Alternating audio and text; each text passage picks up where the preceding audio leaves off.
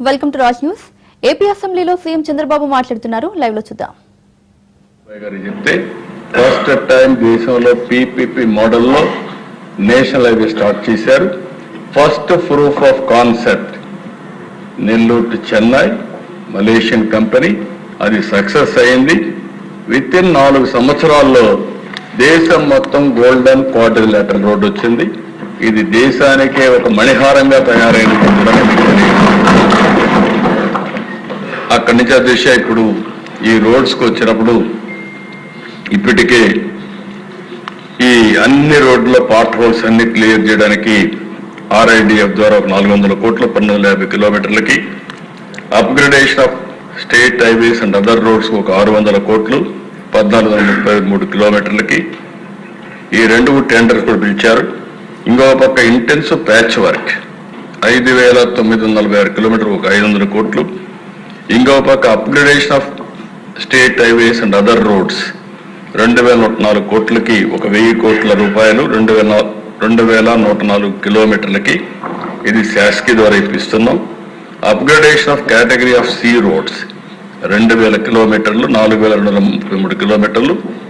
మొత్తం ఏ అయితే బెటర్గా ఉండే రోడ్స్ బి అండ్ సిలో 14,966 కిలోమీటర్లు ఉంది.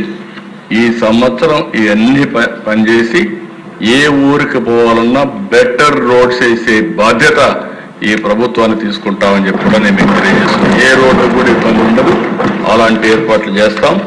ఇది వచ్చిన తర్వాత భవిష్యత్తును కూడా ఒక దృష్టిలో పెట్టుకొని ఎక్కడైతే వల్నరబిలిటీ ఉంటుందో, గోదావరి జిల్లాలకు ఒక సమస్య, ఉత్తరాంధ్రకు ఒక సమస్య, రాయలసీమలో ఇంకొక సమస్య, ఇవన్నీ పెట్టుకొని అక్కడ ఉండే రోడ్డు మీద వచ్చే ట్రాఫిక్ కూడా గుర్తుపెట్టుకొని ఏ విధంగా ఏ విధానంతో ముందుకు పోతే పక్కాగా రోడ్లు ఉంటాయో దానికి కూడా ఇచ్చేస్తాం. సింగిల్ రోడ్డా, డబుల్ రోడ్డా, 4 లేనా, లేకపోతే వేరియస్ మెథడ్స్.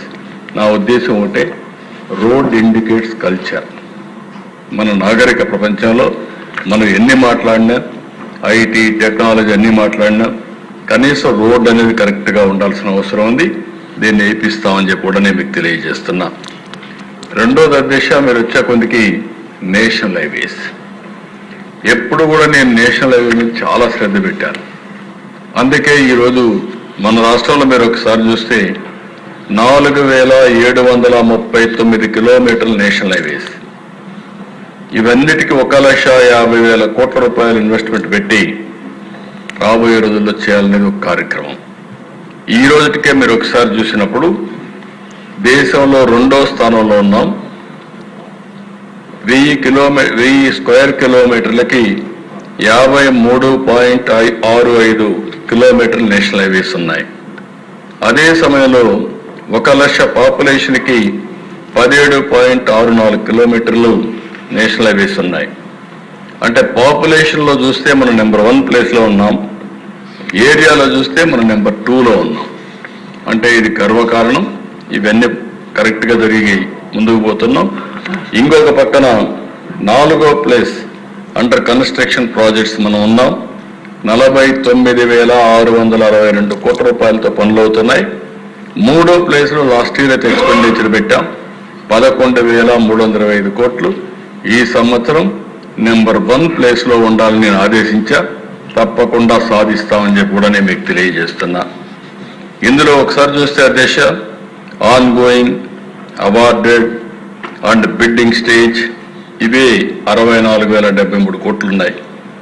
ఇంకొక పక్క ప్రియారిటైజేషన్ of works 2 lane plus PS to 4 lane, 2 lane to 2 LPS, other works, tunnel works, bypass bridges, ROBs, RUBs ఇవన్నీ కూడా 86,000 కోట్ల రూపాయలకి ఇచ్చేశారు. DPRs తయారు చేస్తున్నారు. ఇవన్నీ కానీ పూర్తయితే 1,50,000 కోట్ల రూపాయలు విలువ చేసే పనులు ఒక్క నేషనల్ హైవేలో అవుతాయని చెప్పి కూడా నేను మీకు తెలియజేస్తున్నా. దానికోసం అన్ని విధాలు వర్కౌట్ చేస్తున్నాం. ఇంకో పక్కన దేశ ఈరోజు రైల్వేస్ ఒకసారి మనం చూస్తే మన దగ్గర ట్రాక్ లెంగ్త్ వచ్చి 9,454 కిలోమీటర్లు ఉంది. రూట్ లెంగ్త్ వచ్చి 6,471 కిలోమీటర్లు ఉంది. ఈరోజు గవర్నమెంట్ ఆఫ్ ఇండియా కూడా ఇప్పుడుండే లైన్స్ అన్ని కూడా 2 లేన్ ఉంది, దీన్ని 4 లేన్ చేస్తామని ముందుకు వచ్చారు. అది కానీ 4 లేన్ అయితే ఇప్పుడుండే రోడ్స్ అనేది ఈ రైల్వే గేజెస్ అన్ని కూడా కన్వర్ట్ అవుతాయి. దానివల్ల చాలా బెనిఫిట్ వస్తుంది. దానివల్ల ట్రైన్స్ కానీ గూడ్స్ కానీ ఎక్కువ ట్రాన్స్పోర్టేషన్ కూడా మనకు జరిగే పరిస్థితి వస్తుంది.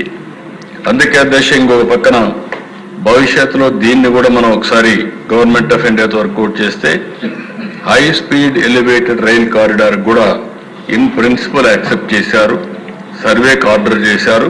హైదరాబాద్ బెంగళూరు కారిడార్ 592 కిలోమీటర్లు, హైదరాబాద్ చెన్నై కారిడార్ 744 కిలోమీటర్లు మనం దీన్ని కూడా యాక్సెప్ట్ చేశాం. ఇది జియో టెక్నికల్ ఇన్వెస్టిగేషన్ జరుగుతున్నాయి. DGPS, lidar, traffic survey initiated by దీన్ని ఆంధ్రప్రదేశ్లో వర్క్ స్టార్ట్ చేశారు. ఇది వస్తే ఏదైతే మనం అనుకుంటున్నామో బుల్లెట్ ట్రైన్ మనకి ఇక్కడి నుంచి చెన్నైకి కానీ, హైదరాబాద్కి కానీ, బెంగళూరు కానీ, హైదరాబాద్ చెన్నైకి వస్తుంది. ఈ 4 నగరాలు కలిస్తే దగ్గర 5 కోట్ల జనాభా మార్కెట్ ఉంటుంది. ప్రపంచంలోనే అతిపెద్ద మార్కెట్ వచ్చే అవకాశం వస్తుంది. ఎక్కడికి పోవాలన్నా 1 అవర్ 1.5 అవర్లో మనం ఫ్లైట్తో సమానంగా బుల్లెట్ ట్రైన్లో వెళ్ళే పరిస్థితి వస్తుంది. కాబట్టి ఇది కాకుండా ఇంకొకసారి మీరు చూస్తే మన రాష్ట్రంలో 147 వర్కులు 1,02,000 కోట్ల రూపాయలతో జరుగుతున్నాయి. శాంక్షన్ అయినట్టు కానీ ఆన్ గోయింగ్ కానీ ఇవన్నీ ఉన్నాయి. ఈ ప్రాజెక్ట్స్ అన్ని కరెక్ట్గా చేసుకోగలిగితే లాజిస్టిక్స్లో మనం ముందుకు పోతాం. ఎప్పటి నుంచో పెండింగ్ ఉన్న అన్ని రైల్వే ప్రాజెక్ట్స్ అన్ని పూర్తి చేయడానికి కూడా ప్రయత్నం చేస్తున్నాం. ఈ హౌస్లో మనందరం గుర్తుపెట్టుకోవాల్సింది, ఈ ప్రభుత్వం వస్తానే విశాఖపట్నంలో రైల్వే జోన్ ఎన్నో సంవత్సరాలుగా పెండింగ్ ఉంటే భూమి కూడా లేకపోతే ఆ భూమి ఇచ్చి రైల్వే జోన్ ప్రాజెక్టు కూడా ప్రారంభించాం. దీనికి మనస్ఫూర్తిగా కేంద్ర ప్రభుత్వాన్ని, ప్రధానమంత్రి నరేంద్ర మోడీ గారిని అభినందిస్తున్నా, ధన్యవాదాలు తెలియజేస్తున్నారు అధ్యక్ష. ఇప్పుడు అధ్యక్ష ఇది వచ్చినప్పుడు ఇంకా కూడా ఇప్పుడు చూస్తే అది కూడా విశాఖపట్నం డివిజన్ కొనసాగించారు. అన్ని శుభ పరిణామాలు. ఈరోజు మనం ఒక విధంగా చెప్పాలంటే లాంగ్ పెండింగ్ ఇష్యూస్ అన్ని కూడా పరిష్కారం చేసుకొని ముందుకు పోయే దిశగా ముందుకు పోతున్నాం. దీనికి కారణం గడచిన ప్రభుత్వం ఎక్కడా పట్టించుకోలేదు. అదే సమయంలో మొత్తం వ్యవస్థలన్నీ భ్రష్టు పట్టించేసి మనకి ఇబ్బందులు తెచ్చే పరిస్థితికి వచ్చారు. ఇంకో పక్కన ఏవైతే ప్రాజెక్ట్స్ అన్ని ముందుకు పోయేదానికి కేంద్రం ఒక పథకం తీసుకొచ్చారు. ఆర్బీఐ ద్వారా మన వాటా కొన్ని ప్రాజెక్టులు కమిట్ అయ్యాం. మన దగ్గర డబ్బులు లేక ఇవ్వలేకపోయాం. వాళ్ళు ముందుకు వచ్చింది ఆర్బీఐకి మీరు ఒక లెటర్ ఇస్తే ముందు ఫండ్స్ ఇస్తారు, ప్రాజెక్ట్ పూర్తి చేస్తాం, తర్వాత మీరు ఫ్యూచర్లో రీపే చేస్తారని చెప్పంటే దాన్ని కూడా ఒప్పుకున్నాం. అది కానీ వస్తే ఇప్పుడు ఆన్ గోయింగ్ ప్రాజెక్ట్స్ అన్నీ కూడా సుజావుగా జరిగిపోతాయి. మిగిలిన ప్రాజెక్ట్స్ వాళ్ళే చేసే పరిస్థితికి వస్తారు. ఈ కొండే సభ్యులు మీరు గుర్తుపెట్టుకోవాలి. నేషనల్ హైవే అంటే నాది కాదు, ఆర్ఎన్బి లేకుంటే రైల్వే ప్రాజెక్ట్స్ అంటే మాకు కాదనే ఆలోచన వదిలిపెట్టి మీ నియోజకవర్గంలో జరిగే అభివృద్ధికి మీరు కూడా ప్రాధాన్యత ఇవ్వాల్సిన అవసరం ఉంది. ఒక మంచి రైల్వే స్టేషన్ వస్తే అక్కడ ప్రజలకి చాలా ఫెసిలిటీస్ వస్తాయి. మంచి నేషనల్ హైవేస్ వస్తే మీ నియోజకవర్గంలో ట్రాన్స్పోర్ట్కి ఈజీ అవుతుంది. ఈ విషయం కూడా గుర్తుపెట్టుకొని నేను ఒకటే చెప్పాను, చాలామంది ఎమ్మెల్యేస్ కూడా మాట్లాడాం. ఏ నియోజకవర్గంలో ఎక్కడ కూడా ఇబ్బందులు లేకుండా ఈ ప్రాజెక్టులు సుజావుగా నడిపించాల్సిన బాధ్యత మనందరిపైన ఉంది. ఎప్పటికప్పుడు మీరు మానిటరింగ్ చేసుకోండి. కానీ మానిటరింగ్ చేసుకొని మళ్ళా మన వాళ్ళు ఎవరైనా సరే ఏ పార్టీ వాళ్ళు ఇన్వాల్వ్ అయినా లేకపోతే ఇంకొకటి కరెక్ట్ కాదు. ఆ విషయంలో స్పష్టత మనం ముందుకు పోతే ఈ 2 విషయాల్లోనే మనం 2,50,000 కోట్ల రూపాయలు లాజిస్టిక్స్ ఖర్చు పెట్టే అవకాశం వస్తుంది. It will be big game changer అని చెప్పి కూడా నేను మీకు అందరికీ తెలియజేస్తున్నా. అదే మరి అధ్యక్ష ఇక్కడికి వచ్చినప్పుడు మీరు ఒకసారి చూస్తే కాంప్రహెన్సివ్ పోర్ట్ ఎకో సిస్టమ్, ఇందులో కూడా యాజ్ ఆన్ టుడే 1053 కిలోమీటర్లు నేను చెప్పాను. లాంగ్ కోస్ట్ లైన్, ఒక మేజర్ పోర్ట్ ఉంది, 5 ఆపరేషనల్ నాన్ మేజర్ పోర్ట్స్ ఉన్నాయి, 4 గ్రీన్ ఫీల్డ్ పోర్ట్స్ వస్తున్నాయి. మొత్తం యాజ్ ఆన్ టుడే మీరు చూస్తే గుజరాత్ మొత్తం వాళ్ళ కెపాసిటీ 880 మిలియన్ యూనిట్స్ హ్యాండిల్ చేసే కెపాసిటీ. బంగాళాఖాతంలో ఏర్పడిన అల్పపీడనంతో తెలంగాణ వ్యాప్తంగా భారీ వర్షాలు కురుస్తున్నాయి. కొన్ని జిల్లాల్లో భారీ నుంచి అతి భారీ వర్షాలు కురుస్తూ ఉండడంతో ప్రజలు నానా అవస్థలు పడుతున్నారు. జీహెచ్ఎంసీ పరిధిలో సైతం వర్ష ప్రభావం ఎక్కువగానే కనిపిస్తుంది. భారీ వర్షాల నేపథ్యంలో వాతావరణ శాఖ అధికారులు రెడ్ అలర్ట్ జారీ చేశారు. 48 గంటల పాటు తెలంగాణలో భారీ వర్షాలు కురవనున్నాయి. దీనిపై మరింత సమాచారం మా ప్రతినిధి రత్నకుమార్ అందిస్తారు. తెలంగాణ రాష్ట్ర వ్యాప్తంగా ప్రస్తుతం విస్తారంగా వర్షాలు కురుస్తున్నాయి. వీటన్నిటికి సంబంధించి వాతావరణ శాఖ అధికారులు అలర్ట్స్ ని కూడా జారీ చేశారు. ప్రజెంట్ మనం వెదర్ హెడ్ ఆఫీస్ లో ఉన్నాం. ఒకసారి విజువల్స్ లో చూడొచ్చు. ప్రజెంట్ మనకు కనిపిస్తున్నటువంటి విజువల్స్ లో వెదర్ రిపోర్ట్ కు సంబంధించినటువంటి చార్ట్స్ ని కూడా అలర్ట్స్ ని కూడా రిలీజ్ చేశారు చార్ట్స్ రూపంలో. ఇక్కడ మనం విజువల్స్ లో గమనించినట్లయితే 2 జిల్లాలకు ఇవాళ 26వ తారీఖున 2 జిల్లాలకు రెడ్ అలర్ట్ ను జారీ చేయడం జరిగింది. అలాగే మిగతా 14 జిల్లాలకు ఆరెంజ్ అలర్ట్ అనేది కనిపిస్తోంది. రిమైనింగ్ జిల్లాలకు ఎల్లో అలర్ట్ ను జారీ చేశారు. అంటే ఇవాళ వర్షాల ప్రభావం అనేది చాలా ఎక్కువగా ఉంటుందనేటువంటి విషయాన్ని కూడా తెలియజేయడం జరిగింది. ముఖ్యంగా రెడ్ అలర్ట్ ను జారీ చేసినటువంటి జిల్లాల విషయానికి వచ్చినట్లయితే సంగారెడ్డి, వికారాబాద్ 2 జిల్లాలలో వర్ష ప్రభావం అనేది అతి భారీ నుంచి అత్యంత భారీ వర్షాలు కురిసేటువంటి అవకాశం ఉంటుంది. కాబట్టి ఆ 2 జిల్లాలకు రెడ్ అలర్ట్ ను ప్రకటించడం జరిగిందనేటువంటి విషయాన్ని వాతావరణ శాఖ అధికారులు తెలియజేస్తున్నారు. ఇక రిమైనింగ్ మరో 14 జిల్లాలకు ఆరెంజ్ అలర్ట్ అనేది జారీ చేయడం జరిగింది. ఇందులో మరీ ముఖ్యంగా నిర్మల్, నిజామాబాద్, కామారెడ్డి, మెదక్, సిద్దిపేట, జన్గాన్, అలాగే వరంగల్, వికారాబాదు, భద్రాద్రి కొత్తగూడెం, ములుగు, భూపాలపల్లి ఇలా 14 జిల్లాలకు యొక్క ఆరెంజ్ అలర్ట్ ను జారీ చేయడం జరిగింది. అలాగే నాగర్ కర్నూలు, మహబూబ్ నగర్ ఈ ప్రాంతాలు మొత్తం 14 జిల్లాలకు ఆరెంజ్ అలర్ట్ అనేది కంటిన్యూ అవుతుంది. ఇక రిమైనింగ్ గా ఉన్నటువంటి మిగతా జిల్లాలకు ఆదిలాబాదు, జగిత్యాలు, రాజన్న సిరిసిల్ల, కరీంనగర్, పెద్దపల్లి, మంచిర్యాల్, కొమురంభీం, ఆసిఫాబాదు, నల్గొండ, సూర్యాపేట, ఖమ్మం, అలాగే వనపర్తి, జోగులాంబ, గద్వాల్ ఈ జిల్లాలకు ఎల్లో అలర్ట్ ను జారీ చేయడం జరిగింది. సో ఇది ఇవాళ పరిస్థితి. సో ఇవాళ తెలంగాణ రాష్ట్ర వ్యాప్తంగా మొత్తంగా భారీ నుంచి అతి భారీ వర్షాలు కురిసేటువంటి అవకాశం ఉంటుంది. కాబట్టి ప్రజలందరూ అప్రమత్తంగా ఉండాలనేది వాతావరణ శాఖ అధికారులు తెలియజేస్తున్నారు. ఇక ఇవాల్టి పరిస్థితి ఎలా ఉంటే రేపు మొత్తం ఇక్కడ చూడొచ్చు 16 జిల్లాలకు ఆరెంజ్ అలర్ట్ అనేది కంటిన్యూ అవుతుంది. అలాగే రిమైనింగ్ జిల్లాలకు ఎల్లో అలర్ట్ ను జారీ చేశారు. సో ఇలా ఇక్కడ ఎల్లో అలర్ట్ ఆరెంజ్ అలర్ట్ ను జారీ చేసినటువంటి జిల్లాల విషయానికి వచ్చినట్లయితే నిర్మల్, నిజామాబాద్, కామారెడ్డి, మెదక్, సంగారెడ్డి, వికారాబాద్, మహబూబ్ నగర్, అలాగే మిర్యాలగూరు, వనపర్తి, జోగులాంబ, గద్వాల్ ఈ జిల్లాలకు ఇలా మొత్తం 16 జిల్లాలకు ఈ యొక్క ఆరెంజ్ అలర్ట్ ను జారీ చేయడం జరిగింది. ఇక మిగతా జిల్లాలన్నిటికి కూడా ఎల్లో అలర్ట్. అంటే ఇవాళతో కంపేర్ చేసుకుంటే 26వ తారీఖు నేటితో కంపేర్ చేసుకుంటే రేపు ఆ వర్షం యొక్క ప్రభావం అనేది తెలంగాణ రాష్ట్ర వ్యాప్తంగా కొంచెం తక్కువగా ఉంటుందనేది వాతావరణ శాఖ అధికారులు తెలియజేస్తున్నారు. ఇవాళ మాత్రం 2 జిల్లాలకు రెడ్ అలర్ట్ అనేది కంటిన్యూ అవుతుంది. రిమైనింగ్ జిల్లాల్లో 14 జిల్లాలకు ఆరెంజ్ అలర్ట్, మిగతా జిల్లాలకు ఎల్లో అలర్ట్ ను జారీ చేయడం జరిగింది. మొత్తంగా జీహెచ్ఎంసీ లిమిట్స్ లో అలాగే తెలంగాణ రాష్ట్ర వ్యాప్తంగా మరొక 48 గంటల తర్వాత మాత్రమే వర్ష ప్రభావం కొంచెం తగ్గుతుందనేటువంటి విషయాన్ని వాతావరణ శాఖ అధికారులు తెలియజేస్తున్నారు. కెమెరా పర్సన్ వెంకట్ తో Ratan Kumar, weather head office నుంచి.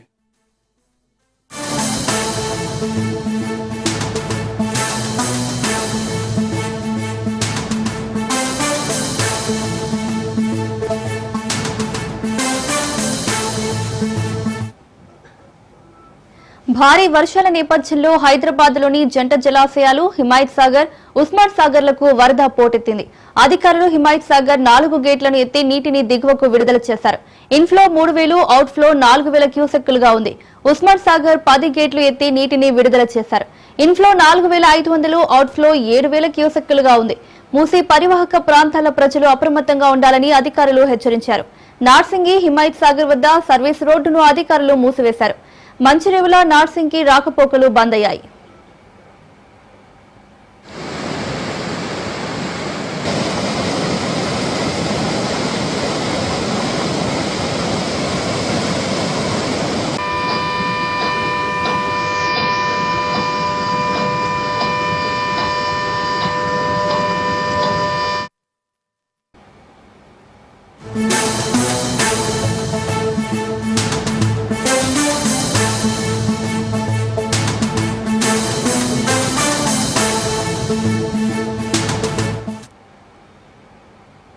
హైదరాబాద్ లోని కోఠి ఈఎన్టీ హాస్పిటల్ జల దిగ్బంధమైంది.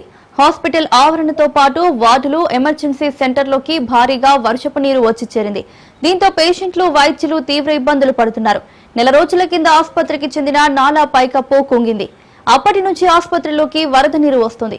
అయినా అధికారులు మరమ్మతు చేయకుండా నిర్లక్ష్యం చేస్తున్నారనే ఆరోపణలు వస్తున్నాయి. రాత్రి భారీ వర్షం కురవడంతో మరోసారి ఆసుపత్రి లోపలికి భారీగా వర్షపు నీరు వచ్చి చేరింది.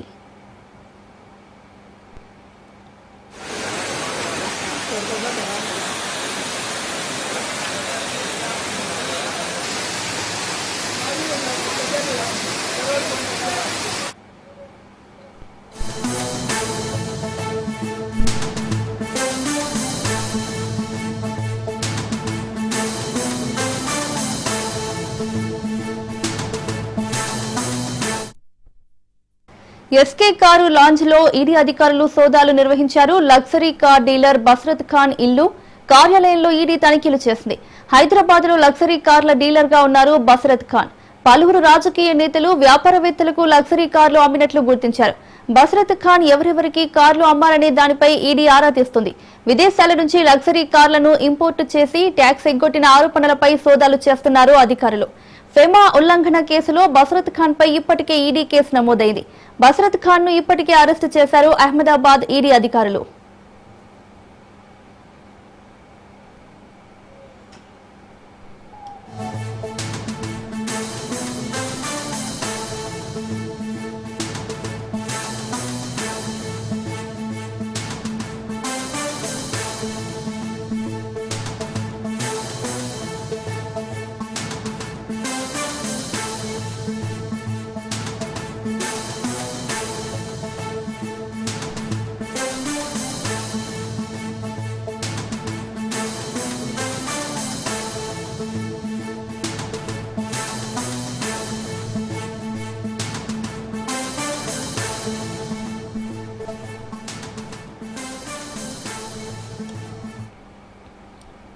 ఎస్కే కారు లాంచ్ లో ఈడీ అధికారులు సోదాలు నిర్వహించారు.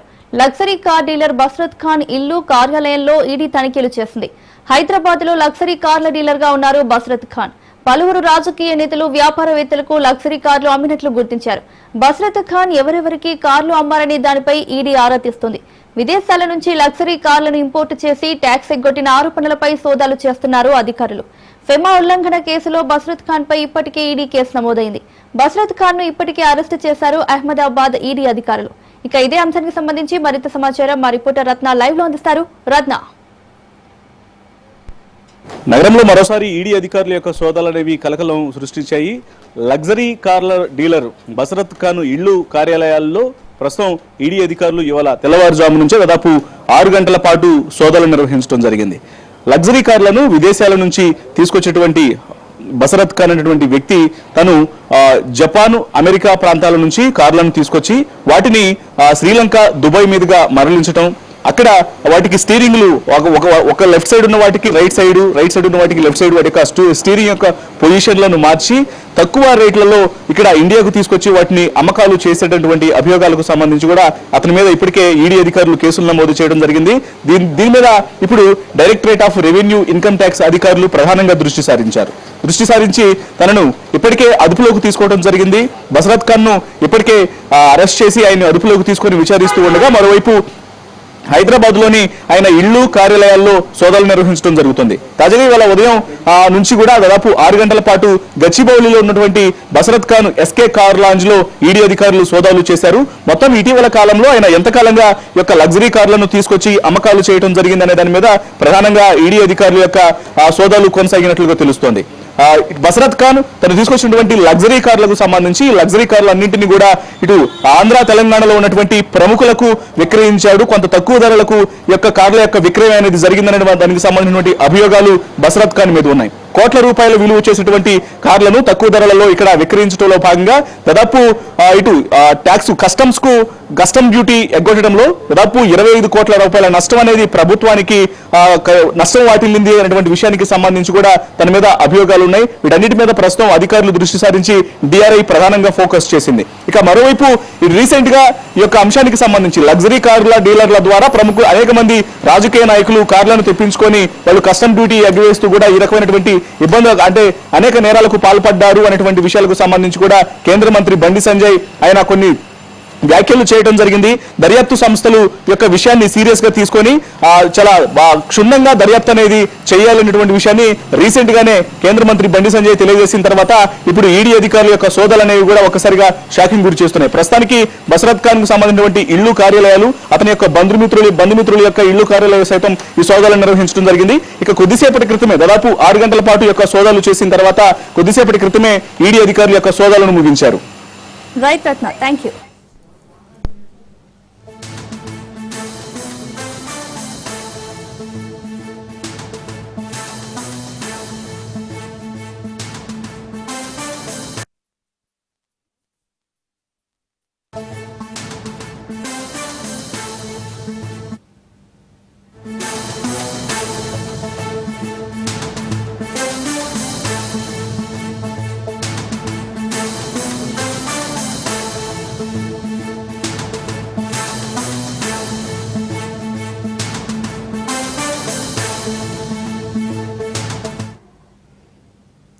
తెలంగాణలో ఓజీ టికెట్ల ధరల పెంపుపై మరోసారి హైకోర్టు షాక్ ఇచ్చింది. రివ్యూ అనంతరం సైతం టికెట్ల రేట్ల పెంపునకు అంగీకరించలేదు హైకోర్టు. సింగిల్ బెంచ్ ఇచ్చిన తీర్పును కొనసాగించింది. కౌంటర్ దాఖలు చేయాలని ప్రభుత్వానికి ఆదేశించింది. రేట్లు ఎందుకు పెంచాలనుకుంటున్నారో తెలపాలంది కోర్టు. తదుపరి విచారణ అక్టోబర్ 9కి వాయిదా వేసింది. ఓజీ చిత్ర యూనిట్ తరపున సీనియర్ న్యాయవాది నిరంజన్ రెడ్డి వాదనలు వినిపించారు.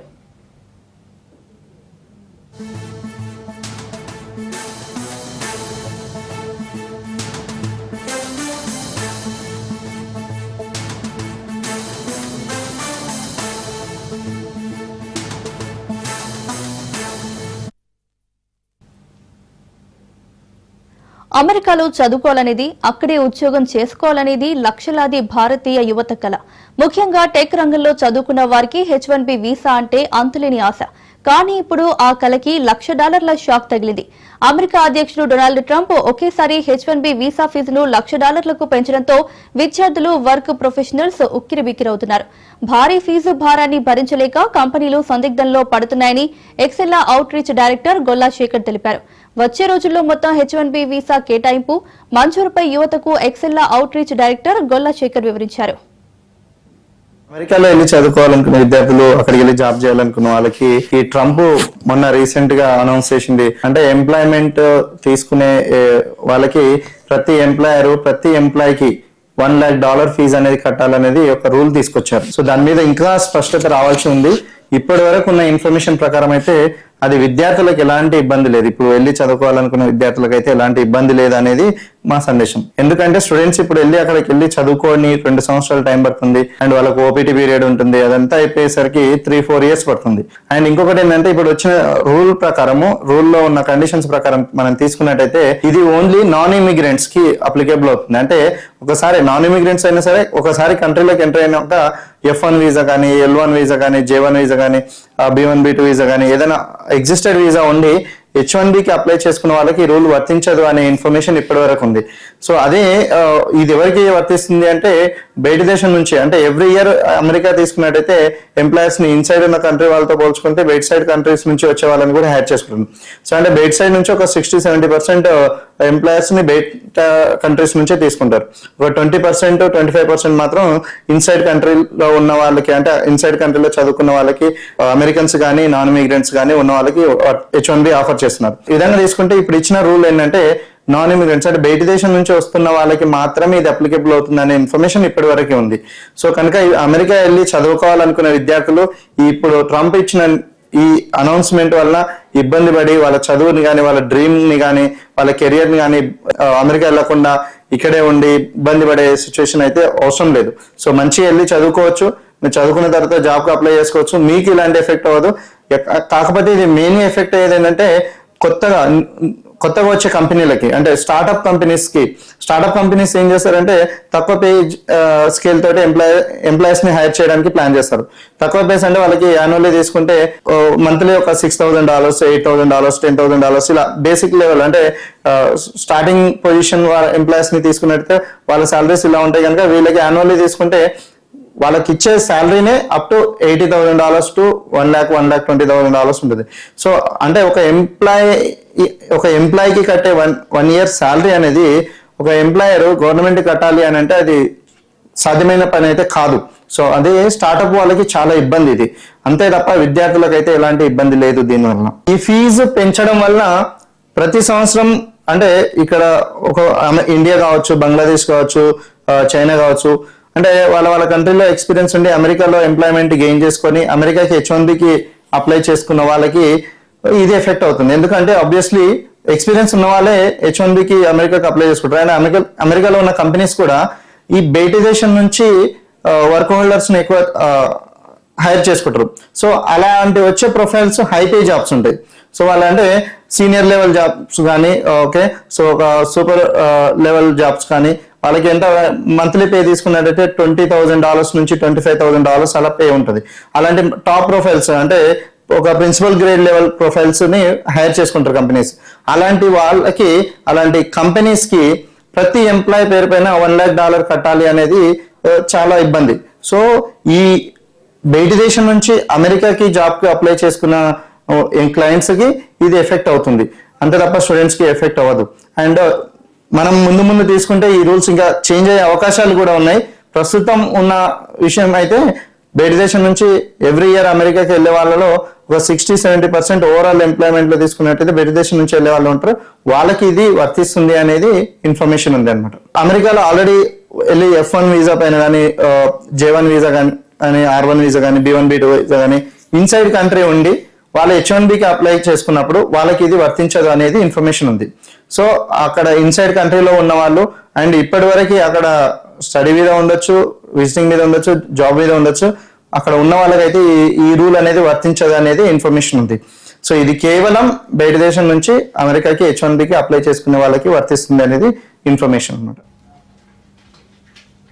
కేవీ బులెటిన్ అప్డేట్స్ చూస్తూనే